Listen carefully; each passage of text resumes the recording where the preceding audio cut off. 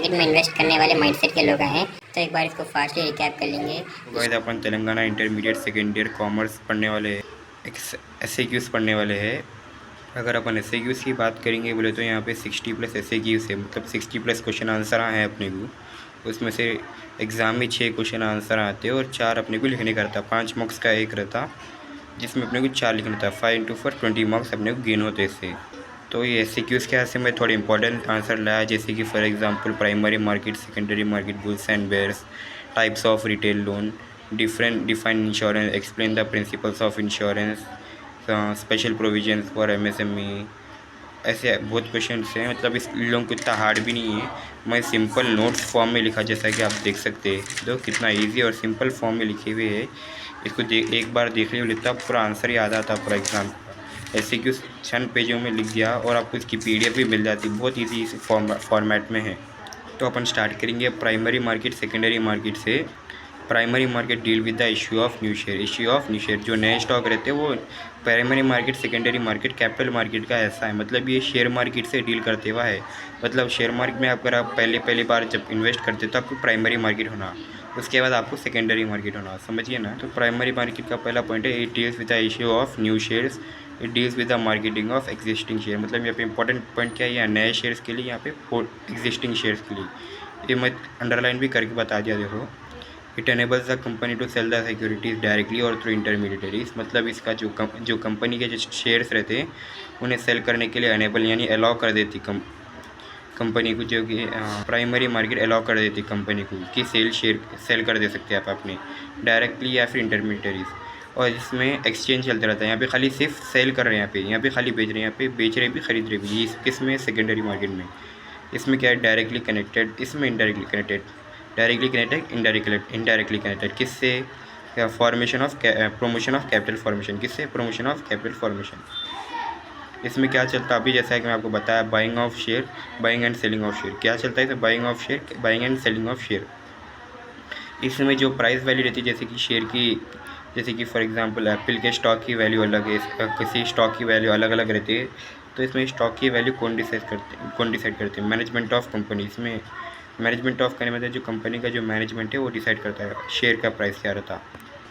इसमें ऐसा नहीं रहता। इसमें डिमांड और सप्लाई। इसमें क्या है बोले तो डिमांड, जैसे कि फॉर एग्जांपल एप्पल का हो गया, इसमें डिमांड कितना है और डिमांड के हिसाब से अगर सप्लाई कम है तो उसका डिमांड ज़्यादा, सप्लाई ज़्यादा है तो डिमांड कम होता है। वो रिलेशन को मेंटेन करते हुए उसका प्राइस डिसाइड करते हैं। इसका कोई फिक्स लोकेशन नहीं है। किसका? प्राइमरी मार्केट का। सेकेंडरी मार्केट का थोड़ी जगह पे फिक्स लोकेशन है, has located at specific places. तो एक बार इसको फास्टली रिकैप कर लेंगे। इश्यू ऑफ न्यू शेयर, इस issue of existing share. Directly और इंटरमीडिएटरी से क्या करते हैं? स्टॉक सेल करते हैं। इसमें एक्सचेंज चलता है, खाली सेल होता है, यहाँ पे एक्सचेंज होता है। डायरेक्टली कनेक्टेड, किससे कनेक्टेड है? Promotion of capital formation. ये indirectly connected, directly connected, indirectly connected. किससे? Promotion of capital formation. इसमें क्या था? बाइंग ऑफ शेयर, खाली शेयर खरीद सकते हैं आप। क्या होता है? खाली शेयर खरीद सकते हैं। इसमें buying and selling of share. Management of company decide the value of securities, demand and supply determine the price of security. No fixed location, it has located at specific places. Clear हो गया ना? Primary market secondary market एक बार revise करके देख ले सकते हैं आप। इसका स्क्रीनशॉट लेना तो ले सकते हैं, वैसे तो मैं पीडीएफ दे देता हूँ आपको। Bulls and bears. Bulls and bears ये भी एक इंपॉर्टेंट 5 मार्क्स का आंसर है। बुल्स एंड बेयर्स का मतलब मैं आपको एक बार आइडिया बोल देता हूँ। बुल बोले तो क्या है? पॉजिटिव सोचना। ये शेयर मार्केट वाले माइंडसेट के लोग हैं। ये शेयर मार्केट में इन्वेस्ट करने वाले माइंडसेट के लोग हैं। बुल का मतलब क्या है? जो पॉजिटिव एक्सपेक्ट करता है, तब पॉजिटिव नेचर का है। बेयर मतलब नेगेटिव नेचर का है। तो इसे वो डिफरेंस आंसर नहीं है। मैं खाली इसको जल्दी एक्सप्लेन करने के लिए शॉर्ट फॉर्म में ऐसा डिफरेंस का बॉक्स बनाया आपको।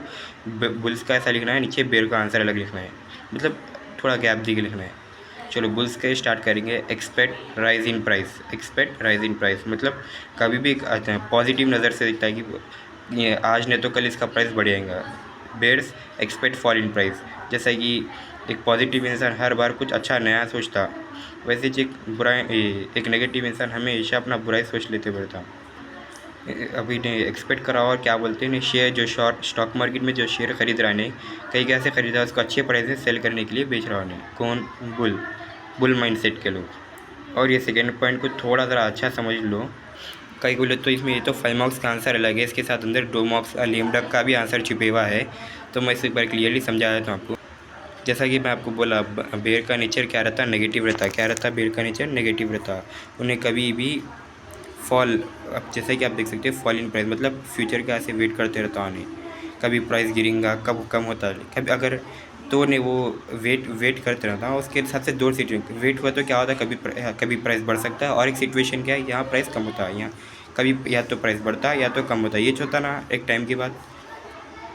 अगर प्राइस कम हुआ तो क्या होता, प्राइस बढ़ गया तो क्या होता बोले तो इन्हें बेर क्या करता, थोड़े लोगों को बोलता हूँ मैं आपको शेयर्स दे देता हूँ, मैं आपको फ्यूचर में शेयर्स दे देता हूँ, वो भी एक सस्ते प्राइस में। लेकिन उन्हें जो कमिटमेंट है उसको फुलफ़िल नहीं कर सकता। कई को नहीं फुलफ़िल कर सकता बोले तो जो टाइम पे उसको सेल करना है ना, वो टाइम पे उसको प्राइस बढ़ गया तो उन्हें कहाँ से ख़रीदता, उसके इतने पैसे नहीं रहते तो उन्हें ख़रीदता नहीं, और जिसको उन्हें बेचने का रहता अच्छे प्राइस कम प्राइस में, वो प्राइस में उसको मिलता नहीं तो उन्हें सफ़र करता, परेशान होते रहता, क्या करूँ। तो वो सफरेशन की सिचुएशन पर लेम डक बोल के बोला। क्या बोला, लेम डक। अगर अब दूसरा केस बता रहा, अगर यहाँ पे प्राइस कम हो गया तो इसका फ़ायदा रहता है, उन्हें क्या करता, ख़रीद लेता शेयर सस्ते वैल्यू में शेयर्स खरीद लेता और क्या करता, परचेज़ करके उसको अच्छे प्राइस में बेच देता, जिससे उन्हें जिसके साथ उन्हें डील करा था उसको उन्हें सस्ते प्राइस में शेयर्स बेच देता।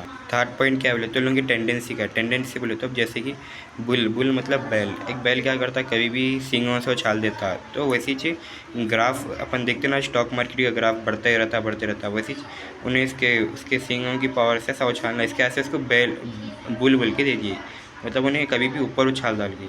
वही बेर क्या करता, नीचे की तरफ ढकलता, तो नीचे की तरफ जाने वाले नेगेटिव, ऊपर की जाने वाले पॉजिटिव, तो उसके यहाँ से बुल को पॉजिटिव लिखिए, इसको नेगेटिव दिए टेंडेंसी के हिसाब से। टेंडेंसी मतलब कैपेसिटी ना, क्या कैसा बिहेव करता है, ऊपर उछाल देता है ना, नीचे गिरा देता है। और इसको ऑल्सो नोन एज तेजी वाला, क्या बोलते हैं इसको, ऑल्सो नोन एज तेजी वाला, इसको मंडी वाला क्या बोलते हैं, तेजी वाला, मंदी वाला। क्लियर है ना। Expect rise in price bull, ये positive nature, negative nature. Expect rise in price, buy share to expect high return, buy share to sell any other person and wait for the situation. If fall price, if share price increases, he suffers like a lame duck. If share price decreases, he earn profit. Tendency, throw its victim upwards, ऊपर उछालना, tendency press victim downwards, also known as तेजी वाला, also known as मंडी वाला। Next third question, various types of retail loan. इसका introduction में क्या लिखना है, loan required to buy an asset और प्रॉपर्टी। एक लोन जिसके लिए लोन होना कि कौन सी वजह के लिए, रिटेल लोन एक ऐसे लोन है जो कि किसी एसेट या प्रॉपर्टी के लिए जाता है। अब ये टोटल 5 टाइप्स के, home loan, car loan, education loan, personal loan, credit card. तो अपन एक एक करके देखेंगे क्या है। तो अब होम लोन से शुरुआत करेंगे। Home is a fundamental need. घर क्या है, हर एक के लिए एक बेसिक नीड है। होम लोन के लिए अलग बैंक बनाए, नेशनल हाउसिंग बैंक। क्या है वो बैंक का नाम, नेशनल हाउसिंग बैंक। ऐसा नहीं कि खाली हाउसिंग बैंक ही, जो बैंक हाउसिंग बैंक ही चाहिए आपको होम लोन देता, और एक बैंक भी रहता। अदर बैंक्स के नाम क्या है, LIC, SBI, UTI etcetera. LIC, SBI, UTI etcetera. एक बार फिर से रिपीट कर लो, LIC, SBI, UTI एक्सेट्रा। तो डेफिनेशन क्या है, कौन सी भी एसेट, कौन सी प्रॉपर्टी खरीदने के ऐसे जो लोन रहते हैं उसको रिटेल लोन बोलते हैं। क्या बोलते हैं, retail loan. Next car loan. क्या है, कार लोन। कई को लेते हैं कुछ भी व्हीकल, कौन सी भी गाड़ी लेने के ऐसे रहती है कार लोन। तो इसके ऐसे भी थोड़े स्पेसिफिक रूल्स है, जैसे कि फॉर एग्जांपल आपकी मिनिमम एज 21 साल रहना। कितने साल रहना, 21 ईयर्स। किस कार लोन लेने के ऐसे क्या रहना, मिनिमम एज 21 साल के रहना।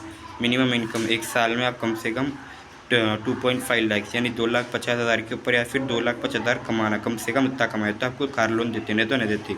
ये 2 कंडीशन है, और एक ये रीज़न है। कई को लेते कार लोन, कई को लेते कुछ तो भी गाड़ी लेने का ऐसे लेते।